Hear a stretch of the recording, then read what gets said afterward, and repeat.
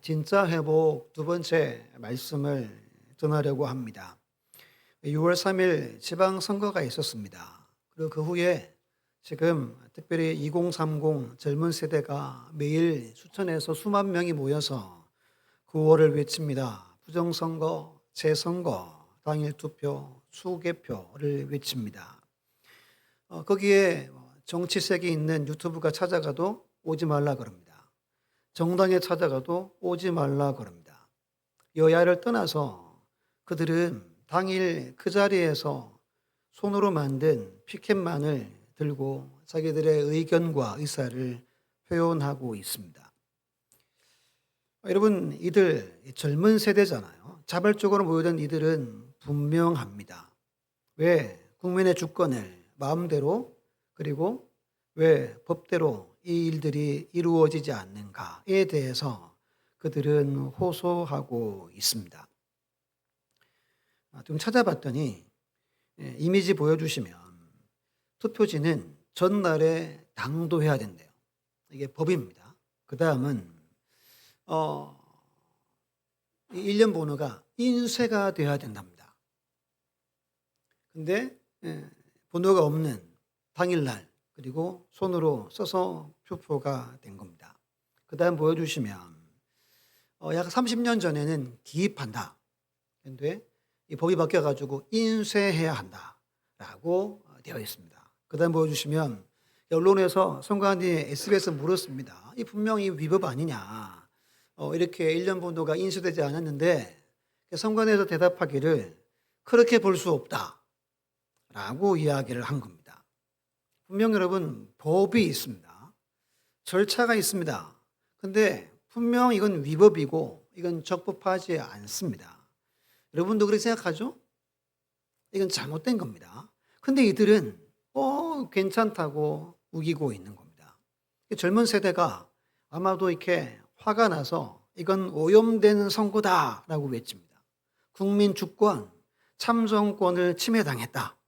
어떻게 투표하기 전에 출구조사가 발표되냐 등등 말이 많습니다. 근데 매일매일 새로운 일들이 소식들이 매일매일 터져 나오고 있습니다. 민주주의의 가장 기본이 법치주의죠. 법치주의가 이 나라가 지금 흔들리고 있다라고 젊은 세대는 보고 있는 겁니다.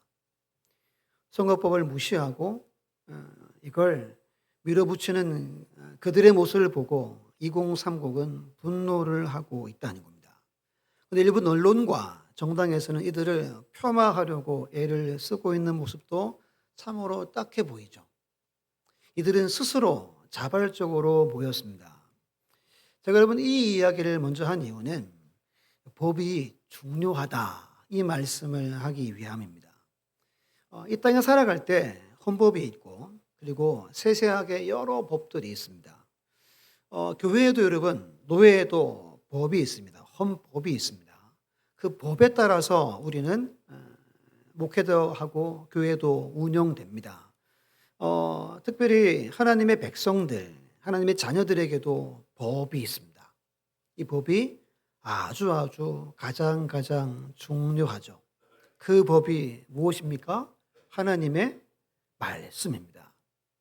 오늘 제가 5가지를 말씀드립니다. 이 5가지를 꼭 숙지하셔야 됩니다. 첫 번째 우리 함께 읽습니다. 시작. 하나님은 자기 백성에게 말씀하시는 분이시다. 한 번 더 함께 읽습니다. 시작. 하나님은 자기 백성에게 말씀하시는 분이시다. 로마서 8장 29절 30절에 이런 말씀 있죠.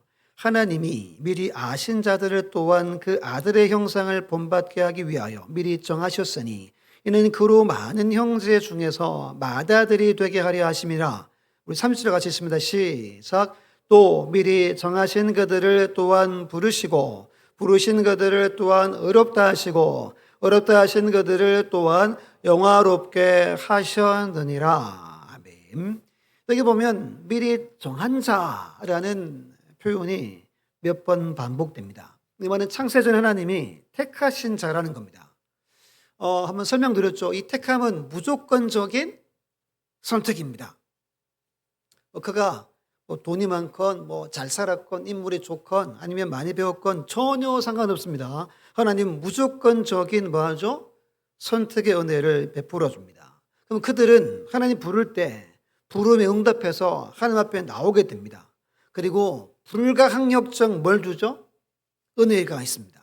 우리가 거부할 수 없는 하나님의 은혜가 우리에게 막 충만히 부어집니다. 이걸 그대로 받아들이는 은혜가 있습니다. 그를 오늘 30절에 의롭다 하시죠. 이 의롭다 한다는 게 무슨 말이죠? 의롭지 않은데 의롭다고 칭해 주는 겁니다. 그러면 의롭다 칭함받은 자들은 반드시 마지막에 어떤 단계까지 가죠? 영화롭게 되는 단계까지 성령께서 우리를 이끌어 가신다는 겁니다.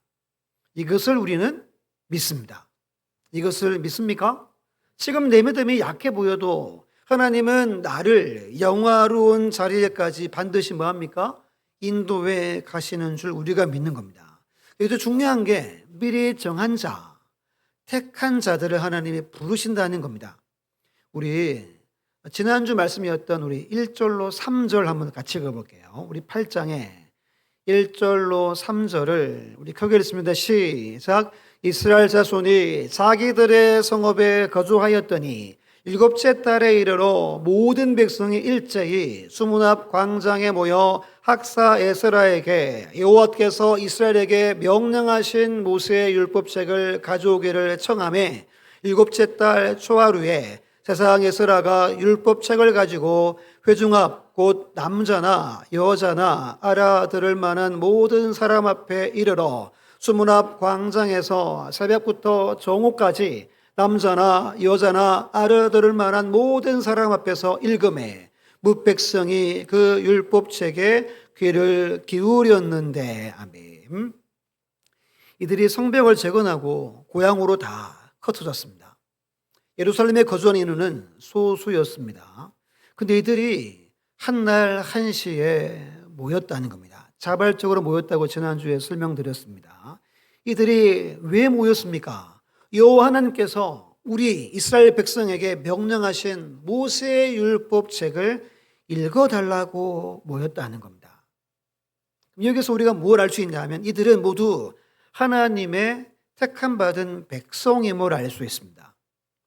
이들을 저 페르시아, 바벨론 1500km 떨어진 그곳에서 이들을 불러오셨습니다. 이들을 해방해 주셨습니다. 그 이들을 통해 성전 또는 성벽을 재건하게 하신 자들입니다. 이들에게 말씀 앞으로 하나님이 부르셨다는 겁니다. 6시부터 12시 무려 6시간을 일어서서 그 말씀에 뭘 기울였대요? 귀를 기울였다 말씀합니다.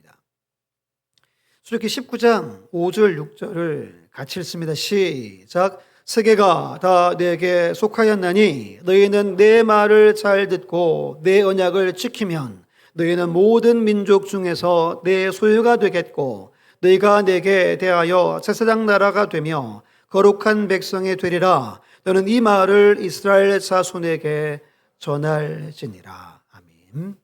제가 지난주 오늘 주보에 또 이 말씀을 드립니다. 이 말씀이 엄청나게 중요합니다. 하나님의 명령과 언약의 말씀을 가지고 이것으로 살아가는 자가 누구라는 거죠? 하나님의 소유, 제사장 나라, 거룩한 백성이기 때문입니다. 이 원리가 구약에만 아니라 지난주 말씀드린 것처럼 베드로전서 2장에서도 동일한 원리와 법칙이 오늘에게도 이어지고 있다는 겁니다. 그러면 왜 여러분 하나님은 자기 백성을 말씀 앞에 부르셔서 말씀하시는 걸까요? 우리 시편 19편 한번 찾아보겠습니다. 시편 19편 7절로 14절입니다. 구약성경 페이지 816페이지입니다. 시편 19편 7절로 14절입니다.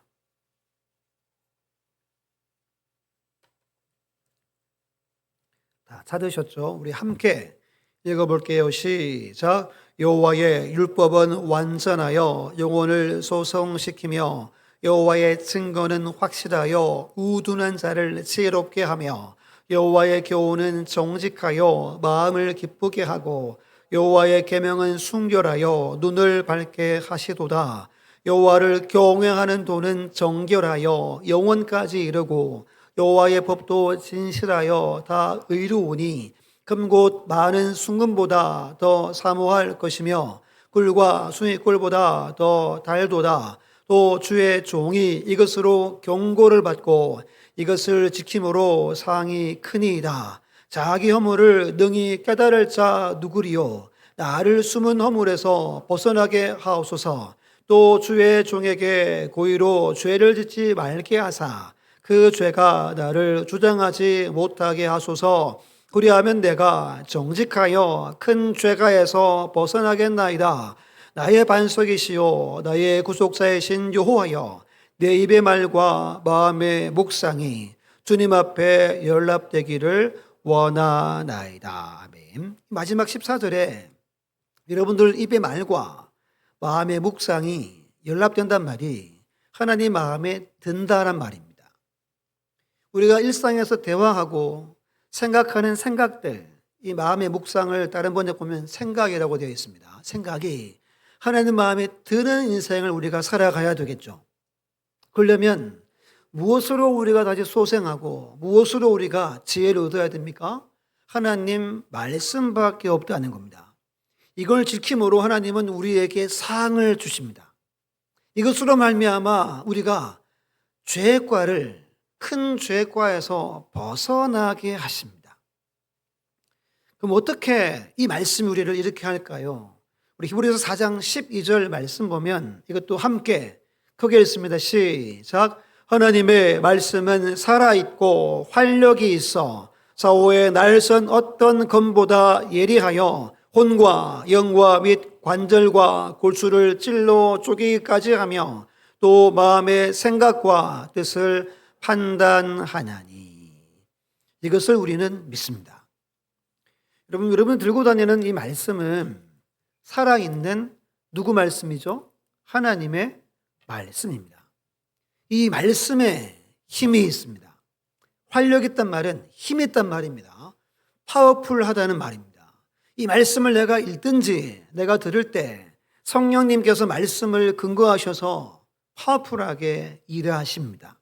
우리의 마음과 생각을 말씀이 우리를 판단하기에 우리는 다시 살아나기도 하고 힘을 얻기도 하고 깨닫기도 하고 야 이게 죄구나 깨닫게 된다는 겁니다. 하나 더 찾아보시면 화면 보시면 요한복음 1장 14절을 함께 읽어볼게요. 시작. 말씀이 육신이 되어 우리 가운데 거하심에 우리가 그의 영광을 보니 아버지의 독생자의 영광이요 은혜와 진리가 충만하더라. 아멘. 여기서 말씀이 육신되었다. 이게 무엇을 말하죠? 예수 그리스도가 하나님이신데 인간이 되어 말씀으로 이 땅에 오셨기 때문입니다. 그래서 말씀을 들을 때, 말씀 읽을 때 그 말씀이 살아서 파워풀하게 우리 심령과 우리의 육신과 우리의 모든 것에 역사한다는 겁니다. 이것을 믿습니까? 우리는 이것을 믿습니다. 얼마 전 요한복음 4장을 5장을 한 달 정도 설교했습니다. 수가성 여인 이야기입니다. 우물가에서 예수님 메시아를 그림 바로 보여주세요. 만납니다. 그리고 동네 가서 뭐라 그러죠? 메시아를 만났다. 와서 보라. 와서 보십시오. 그럽니다.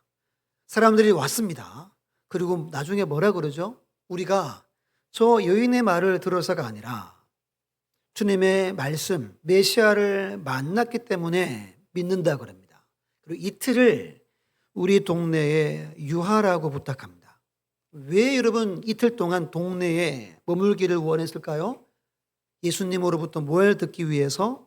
말씀을 듣기 위해서였습니다. 그리고 성경은 그들이 다 예수를 믿었다라고 분명히 말합니다. 사도행전 16장 14, 15절에 이렇게 기록합니다. 두아디라시에 있는 자색 옷감 장사로서 하나님을 섬기는 누디아라 하는 한 여자가 말을 듣고 있을 때 주께서 그 마음을 열어 바울의 말을 따르게 하신지라. 그와 그 집이 다 세례를 받고 우리에게 청하여 이르되 만일 나를 주 믿는 자로 알거든 네 집에 들어와 유하라 하고 간군하여 머물게 하니라. 루디아가 왜 사도 바울을 자기의 집에 머물게 했을까요? 하나님 말씀을 듣기 위함입니다. 그리고 이곳에 빌립보 교회가 세워집니다. 사도행전 17장 11절 12절을 우리 세 번역으로 한번 같이 천천히 읽어봅시다. 시작. 베레아의 유대 사람들은 데살로니가의 유대 사람들보다 또 고상한 사람들이어서 아주 기꺼이 말씀을 받아들이고 그것이 사실인지 알아보려고 날마다 성경을 상고하였다. 따라서 그들 가운데 믿게 된 사람이 많이 생겼다. 또 지체 높은 그리스 여자들과 남자들 가운데서도 믿게 된 사람이 적지 않았다. 먼저 이러한 하나님의 은혜가 우리 교회나 우리 교회 주변이나 여러분 가정 주변에 동일하게 이런 역사가 일어나기를 예수님의 이름으로 축원합니다. 여러분, 하나님은 그 사랑하는 자를 어디 앞으로? 말씀 앞으로 인도하셔서 말씀하십니다. 두 번째는 말씀 앞에 부르신 하나님은 뭐하게 하시죠? 깨닫게 하십니다. 오늘 본문 7절, 8절 보면 앞에 13명의 이름이 나옵니다. 그리고 레위 사람들은 백성들 제자리에 서 있는 동안 그들에게 율법을 깨닫게 했다 그럽니다. 그리고 8절 보면 하나님의 율법책을 낭독하고 그 뜻을 해석하여 백성에게 그 낭독하는 것을 다 뭐 어떻게 했습니까? 깨닫게 했다 말합니다. 강단 위에 에스라와 13명의 제사장이 교대로 하나님의 율법책을 낭독합니다.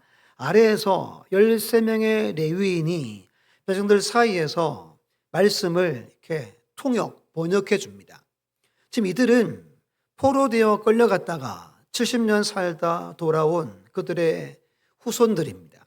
또는 그들입니다. 이 당시 국제 통용어가 공통어가 아람어였습니다. 여러분 아람어를 배워서 아람어를 사용했습니다. 그런데 여러분 구약 성경은 뭐로 적혀져 있죠? 히브리어로 적혀 있습니다. 이 히브리어는 지금 쓰지 않는 고대 히브리어입니다. 지금 두루마리를 펴가지고 성경 말씀을 모세의 율법책을 읽습니다. 근데 히브리 말로 이 말씀을 읽어주겠죠. 근데 백성들은 어떤 말을 썼다고요? 아람어를 썼습니다. 그래서 다 도무지 알아들을 수 없잖아요. 만약에 제가 갑자기 영어가 갑자기 제게 임해가지고 영어로 설교한다 쳐보십시오. 여러분들 얼마나 속 터지고 막 이렇게 안 그렇겠습니까?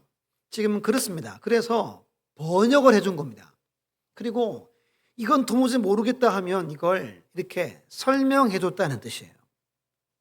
근데 여러분, 오늘날 하나님이 저와 여러분들을 위해서 성령을 보내셔서 이 일을 하고 계십니다. 성경은 말하죠. 여러분들이 기도 안 될 때 있죠. 기도가 잘 안 되고, 야, 기도 너무 어려워 라고 할 때 성경 뭐라 그러죠? 성령님이 뭐 하면서? 탄식하면서 여러분들이 기도할 수 있도록 간구하신대요. 그리고 두 번째가 성령이 마치 빛을 비춰주셔서 하나님의 말씀을 깨닫도록 도와주시고 계십니다. 요한복음 14장 26절에 보혜사 곧 아버지께서 내 이름으로 보내신 성령 그가 너희에게 모든 것을 뭐합니까? 가르치고 내가 너에게 말한 모든 것을 어떻게 하죠? 생각나게 합니다. 살다가 말씀이 생각나면 누가 하시는 거죠? 내가 똑똑해서 생각난 게 아닙니다. 하나님이 성령을 통하여서 생각나게 하시는 겁니다. 지금도 이런 분들이 있습니다. 원고 없이 말씀 66권을 뭐 마음대로 막 이렇게 읽고 선포하는 목사님들이 있습니다. 이게 여러분 그분들이 똑똑해서가 아닙니다. 그분들에게 은사가 있는 거예요. 성령의 역사가 있는 겁니다. 16장 13절에 그러나 진리의 성령이 오시면 그가 너희를 모든 진리 가운데로 어떻게 하죠? 인도하시리니 그가 속히 말하지 않고 오직 들은 것을 말하며 장래일을 너희에게 알리시리라. 그래서 인도한다는 말을 제가 찾아봤습니다. 궁금해서 단어를 호데게오라고 길을 내며 함께 걷는다는 뜻입니다. 세 가지 의미가 있습니다. 여러분, 성령님은 여러분 가기 싫어가지고 막 안 가는데 억지로 끌고 가는 분이 아닙니다. 여러분들이 하기 싫습니다. 그럼 성령님은 그냥 둡니다. 예배하기 싫고 뭔가 하기 싫을 때 그냥 여러분 이걸 둡니다. 그리고 계속 성령께서 도와주시겠죠. 단식해서 계속 간구하시겠죠. 여러분들이 정신 차려가지고 내가 가야지 하면 이 보폭에 맞춰서 진리를 깨닫게 하고 자발적으로 따르게 한다는 뜻입니다. 인도한다는 게. 너 이리 와. 강하게 막 끌고 가는 게 아닙니다. 목줄 채워 간다는 게 아닙니다. 그리고 목적이 분명합니다. 진리를 깨닫게 됩니다. 진리는 예수 그리스도죠. 예수 그리스도에 대해서 깊이 알릴 수 있을 때까지 책임진다는 겁니다. 세상에 거짓 이야기들이 얼마나 많습니까? 그것들로부터 안전하게 보호하고 지켜주시고 진리 위로만 걷게 하신다는 겁니다. 누가 이 일을 한다고요? 성령님이 이 일을 하십니다. 사도행전 13장 1절에 보면 안디옥 교회 선지자들과 교사들이 있으니 5명 말합니다. 바나바, 시몬, 누기요, 마나엔, 마지막 꼴째가 누구죠? 사울입니다. 여기 교사란 말은 가르치는 자, 선생을 뜻합니다. 안디옥 교회가 이방 땅에서 교회가 세워졌죠. 교회가 엄청나게 막 부흥해 갑니다. 그 이유를 1절에 밝힌 겁니다. 교사들이 있었대요. 말씀을 가르치는 자들이, 선생이, 막내가 사도 바울이었다라고 성경은 말합니다. 우리 한 번 더 성경을 한번 찾아봅시다. 에베소서 4장 찾아볼게요. 에베소 4장 7절 보시고 그리고 11절 이하를 잠깐 볼게요. 에베소 4장 7절 이하를 보겠습니다. 페이지 313페이지입니다. 페이지 313페이지. 7절을 제가 한번 읽어드릴게요. 7절을. 우리 각 사람에게 그리스도의 선물의 분량대로 은혜를 주셨나니. 이게 선물의 분량대로 은혜를 줬단 말은 두 가지를 뜻합니다. 첫 번째, 직분을 뜻합니다. 직분. 우리에게 분량대로 직분을 주셨고, 그 두 번째는 은사를 주셨다라고 말합니다. 두 가지 뭘 줬다고요? 직분을 줬고 은사를 줬대요. 11절로 16절 제가 읽어보겠습니다.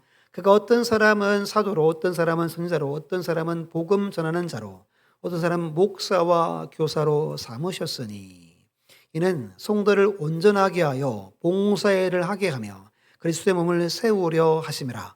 우리가 다 하나님의 아들을 믿는 것과 아는 일에 하나가 되어 온전한 사람을 이루어 그리스도의 장성한 분량에 충만한 데까지 이르리니 이는 우리가 이제부터 어린아이가 되지 아니하여 사람의 뭐죠? 속임수, 간사한 유혹에 빠져 온갖 교훈의 풍조에 밀려 유동하지 않게 하려 함이라. 오직 사랑 안에서 참된 것을 하여 범사에 그에까지 자랄지라. 그는 머리니 곧 그리스도라라고 말합니다. 여러분, 하나님은 우리를 왜 말씀 앞에 우리를 부를까요? 왜 성령을 통하여서 깨닫게 하시고, 왜 교사를 세워서, 왜 직분자를 세워서, 왜 은사 있는 자를 세워서 말씀을 깨닫게 할까요?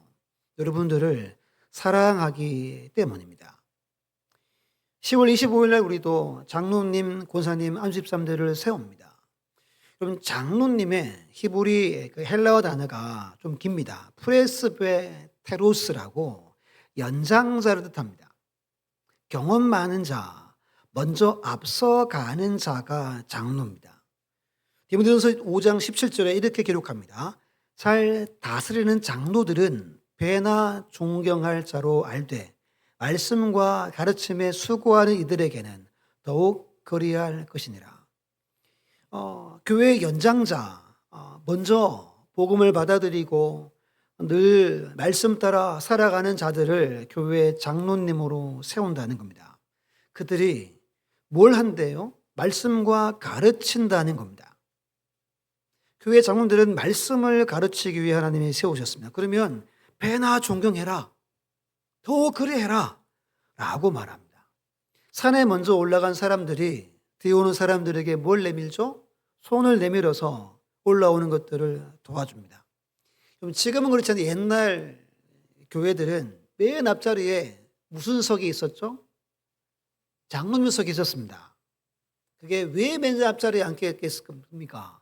가장 높으니까가 아니라 먼저 앞서 가시는 자다라는 의미로 앞자리에 좌석을 마련해 둔 겁니다. 두 번째, 권사님이라는 직분은 아마 다른 나라에는 없습니다. 한자로 권할권의 일사입니다. 말씀을 권면하며 섬긴다는 뜻으로 우리나라에서 직분들이 생겨났습니다. 디도서 2장 3절에 이런 말씀이 있습니다. 늙은 여자로는 이와 같이 행실이 거룩하며 모함하지 말며 많은 술의 종이 되지 말며, 그 다음에 중요합니다. 선한 것, 좋은 것을 가르치는 자들이 되고 그럽니다. 권사님을 세우신 이 말씀이 이 구절입니다. 말씀, 좋은 것을 깨닫고 가르치는 교회 어머니로 세우셨습니다. 그래서 실족한 사람, 믿음이 약한 사람들을 신방하고 말씀을 가르치기 위해, 늘 깨어 기도하기 위해 권사님들을 세우셨습니다. 집사는 디아코노스라고 섬기는 자, 시중 드는 자입니다. 집사는 말 그대로 교회에 이것저것 허드렛 일부터 해서 재정을 맡는 일부터 해서 온갖 것들을 섬기는 자들로 소래 집사님 또는 안수 집사님들을 하나님은 부르셨습니다. 근데 앞에 장로님, 고사님은 뭘 하는 자라고요? 말씀을 깨달아, 말씀을 가르치는 자들로 하나님이 부르셨다는 겁니다. 요한복음 13장 14절에 내가 주와 또는 선생이 되어 너희 발을 씻었으니 너희도 서로 발을 씻어주는 것이 뭐하다 그럽니까? 옳다 그럽니다. 지금 교회에서 보라 양육을 하고 있습니다. 8주 복음 이야기입니다. 아마 많이들 하셨습니다. 이걸 여러분 하는 궁극적인 목표는 이걸 배운 여러분들이 누군가에게 이걸 하는 게 진짜 이제 우리의 목표입니다. 그래서 이 교재 8주짜리만 들고 있으면 복음을 완전히 전할 수 있고 가르칠 수 있습니다. 최근에 제 당사자한테 묻지 않고 말씀드립니다. 오늘 기도한 이승우 집사님의 막내가 누구죠? 다은입니다. 지금 대학 몇 학년이죠? 2학년이잖아요. 이 아이가 이제 대학 가기 전에 보라를 집사람과 하고 갔습니다. 그리고 동아리에 들어가서 신앙생활을 들어보니까 잘하고 열심히 합니다. 근데 이번에 지난주에 오빠들하고 같이 왔죠. 오래간만에. 집사람을 만났더니 다은이가 친구한테 보라를 가르쳤다는 겁니다. 깜짝 놀랐습니다. 저 녀석이 믿음이 있을까? 그는 잘 다닐까? 이런 마음이 있었습니다. 근데 자기 친한 친구한테 6가까지를 가르쳤대요. 7과 8가는 이건 내가 도무지 못 가르치겠다 해가지고 이거는 포기하고 1과에서 6과를 자기가 친구 앉혀놓고 자기 교재밖에 없잖아요. 그 교재를 가지고 가르쳤다는 겁니다. 이 친구가 믿음이 엄청 좋아졌다는 거예요. 열심히 신앙생활을 한다는 겁니다. 여러분, 성령님은 우리에게 무엇으로 역사하냐 하면 주의 말씀을 깨닫도록 일합니다. 교회에 목사와 교사가 있습니다. 이런 교사들은 왜 아이들을 우리에게 맡겼습니까? 결국 말씀을 가르치기 위해 우리를 맡겼습니다. 왜 교회에 직분이 있습니까? 왜 은사를 주셨습니까? 왜 성도와 우리 청년들을 통해 무엇을 하기를 원하십니까? 결국 하나님은 말씀을 깨닫게 하기 위해 오늘도 일하십니다. 우리 마태복음 28장 18절 20절, 이 엄청 중요한 구절이죠. 같이 한번 읽어볼게요. 시작. 예수께서 나와 말씀하여 이르시되 하늘과 땅의 모든 권세를 내게 주셨으니 그러므로 너희는 가서 모든 민족을 제자로 삼아 아버지와 아들과 성령의 이름으로 세례를 베풀고 내가 너에게 분부한 모든 것을 가르쳐 지키게 하라. 볼지어다 내가 세상 끝날까지 너희와 항상 함께 있으리라 하시니라. 아멘입니까? 이 말씀은 모든 교회와 성도의 마지막 이루어야 할 주님의 유언과 같은 겁니다. 대위엄령이라고 말하죠. 뭐라 그럽니까? 제자를 삼아서 우리 가르치는 모든 것들을 지키게 하기 위해 교회가 존재하고 우리가 존재합니다. 세 번째입니다. 말씀을 깨달아야 회개의 자리에 무릎을 꿇습니다. 9절 말씀 보면 백성이 율법의 말씀을 듣고 다 우는지라 그럽니다. 여기 운다는 말은 마카라는 히브리 단어입니다. 미완료 시제입니다. 계속 울었다는 겁니다. 단순히 운 게 아니라 마음 깊은 곳에 감정이 막 격해져서 눈물을 흘리며 통곡하며 우는 걸 말합니다. 예를 들면 창세기에서 야곱이 요셉의 그 옷, 피 묻은 옷을 받습니다. 형들이 팔았죠. 거짓말로 요셉이 죽었습니다. 옷을 찾아왔습니다. 했을 때 야곱이 어떻게 울었겠습니까? 아이고 슬퍼라 했겠습니까? 엄청 울었겠죠. 그 통곡을 말합니다. 한나가 아이가 없어서 사무엘상 1장 10절 보면 한나가 마음이 괴로워 여호와께 기도하고 통곡했대요. 대성통곡 울었습니다. 그 단어를 쓰고 있습니다. 우리 에스라가 앞에니까 에스라 한번 10장 한번 볼까요? 에스라 10장 봅시다. 에스라 앞에 몇 장 넘기면 에스라 나오죠. 10장 1절 보시면 에스라 10장 1절을 한번 읽어볼게요. 시작. 에스라가 하나님의 성전 앞에 엎드려 울며 기도하여 죄를 자복할 때에 많은 백성이 크게 통곡하매 이스라엘 중에서 백성의 남녀와 어린아이의 큰 무리가 여호와 앞에 모인지라. 그 앞에 모인지라. 여기 울었단 말은 민족의 죄를 깨닫고 대성통곡했다는 뜻입니다. 그럼 다시 본문에 와서 이들이 율법의 말씀을 듣고 여러분 왜 울었을까요? 두 가지입니다. 첫 번째는 조상들의 죄와 자기들의 죄가 보인 겁니다. 왜 우리나라가 망했지? 왜 우리가 포로로 끌려갔지? 말씀을 떠났기 때문이구나. 이걸 첫 번째 깨닫습니다. 두 번째는 그런 우리를 다시 어떻게 하셨어요? 돌아오게 하신 그 은혜에 감격한 겁니다. 모국으로 지금 뭐가 들려져요? 하나님의 말씀이 우리 모국으로 내 귀에 들려집니다. 잘 알아듣지 못하지만 내 조상들의 은으로 하나님 말씀이 지금 내 귀에 막 들립니다. 이게 얼마나 감격스러웠겠습니까? 그리고 성벽을 재건하여서 하나님이 우리를 여전히 사랑하는구나, 우리를 회복시키고자 하는구나 라는 걸 이들이 깨달았기 때문입니다. 그래서 여러분 다 그렇지 않지만 은혜가 있는 분들은 눈물이 마르지 않는 분입니다. 이 일도 누가 하냐 하면 요한복음 16장 8절에 그가 와서 죄에 대하여, 의에 대하여, 심판에 대하여 세상을 책망하십니다. 우리도 책망합니다. 그래서 말씀을 읽을 때 깨닫는 겁니다. 깨닫으면 어떻게 하죠? 회개하게 됩니다. 아버지 제가 잘못했습니다. 용서해 주십시오. 하는 거예요. 이게 얼마나 중요하냐 하면 우리 사도행전 2장 38절 있습니다. 시작. 베드로가 이르되 너희가 회개하여 각각 예수 그리스도의 이름으로 세례를 받고 죄 사함을 받으라. 그리하면 성령의 선물을 받으리니. 누가 성령 임합니까? 반드시 회개하고 죄 사함 받는 자에게 성령이 임합니다.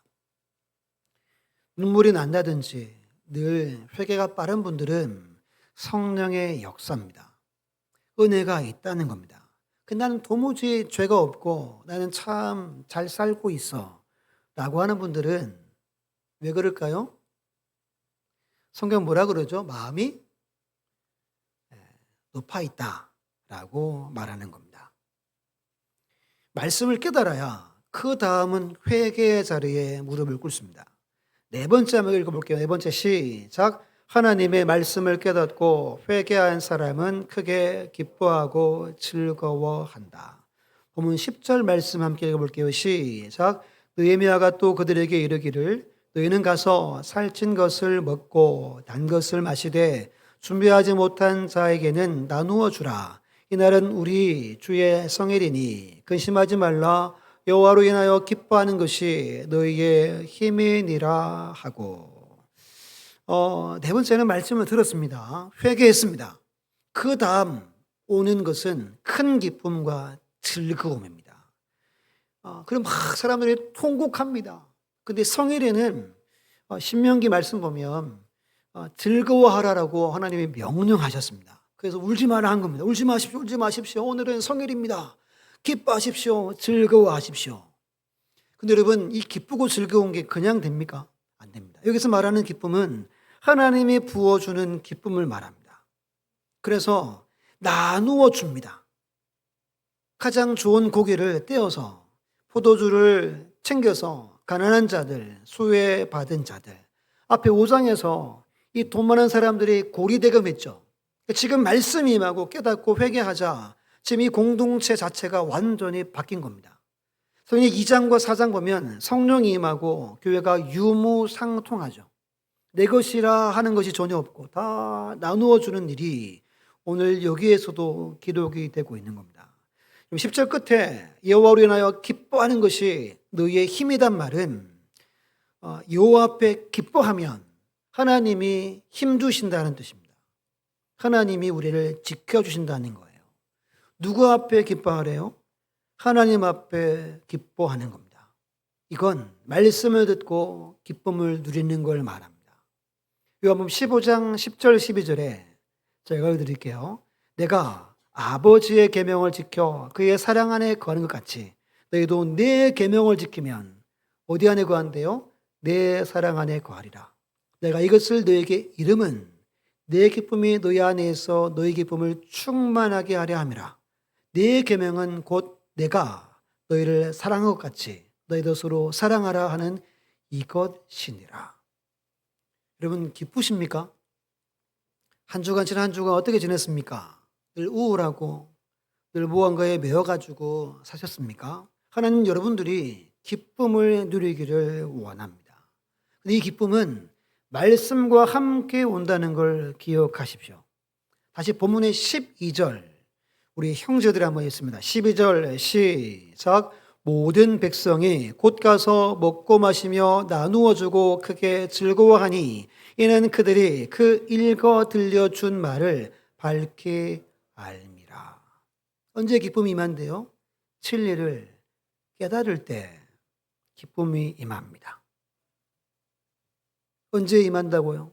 하나님의 말씀을 성령을 통하여서 먼저 배운 분들을 통하여서 진리를 깨달을 때 이루 말할 수 없는 행복과 기쁨이 우리에게 임합니다.